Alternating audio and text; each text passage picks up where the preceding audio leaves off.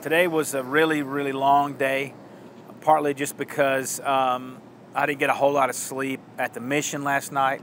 You know, just being in there with a room full of guys and just kind of loud all night long, and then having to be up at 4:55 to have breakfast, which I was grateful for, you know, having a hot breakfast, and then was on the street again this morning at about by 6:15.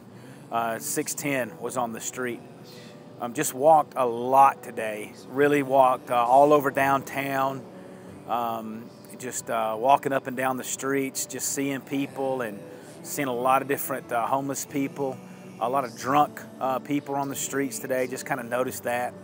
So it was a little different. I got to go, stopped in at a Catholic Mass today. Just walked up, and it was the right time for that to happen, which was kind of nice because it gave me a break from all the walking and just had some type of, you know, quiet and peacefulness during the day. But then things really got kind of crazy at night. That was really the bad part about everything was, you know, I really went down to the Strip, kind of on the main part, and tried to panhandle some and tried to beg a little bit to see what that was like, and had a sign, you know, that was talking about lost my home and lost my job and I was hungry. And that was really difficult. There was a lot of anxiety with that, just because I didn't know if I was going to get in trouble, you know, where I was supposed to be. But the most difficult part was thinking, you know, about what if I had to do this every day, and just seeing the hundreds of people that would walk by me and look right through me like I was invisible. There's some that would read my sign and then just look at me to see what kind of person I was, and then they'd walk off. I had a few people tell me they were sorry about my, you know, my condition, and then just a few dropped some change in my hat. Did have the police officers come and tell me that I had to move where I was standing, and that I could stay out around the way a little bit until midnight.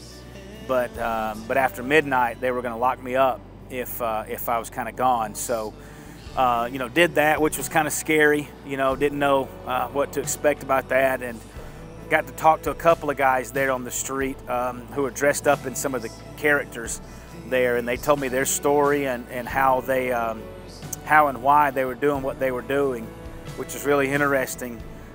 They were kind of in the same situation, just got out of jail, and was really staying in a house, and that was how they paid their rent. The person that they were staying with owned all the costumes, and you know, and they had to get out and just kind of beg for money and let people take their pictures for $1. But you know, walking as much as I did today just kind of made me remember there was a guy that we'd interviewed in this process of learning, you know, where to go and what to do. He's a homeless guy, and he begs every day. That's how he, you know, eats and how he lives. But we were able to buy him a pair of shoes, him and his wife a pair of shoes today, and take that to him. And so I got to visit with him just a little while.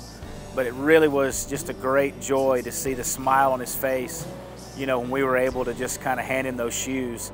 Because I just, you know, from walking all those miles today, I can see how big of a deal it is just to have a good pair of shoes, you know, and just have somebody to talk to, somebody that would actually stop and smile and really be concerned instead of, you know, being afraid of you, or being, you know, just kind of not caring.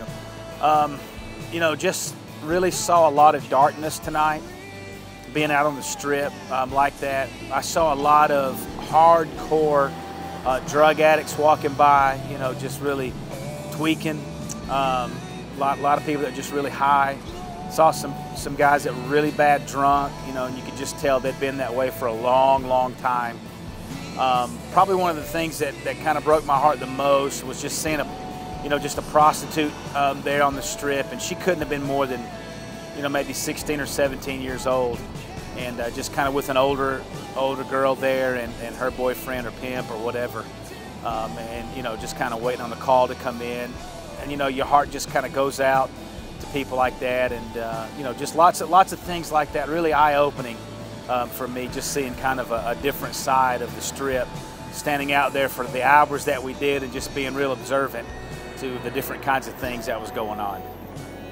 anyway, that was my day today, and most of my nights. So we're going to go down now to a pretty rough part of town, and maybe talk to some people, and see if we can share some Jesus with them. Thanks.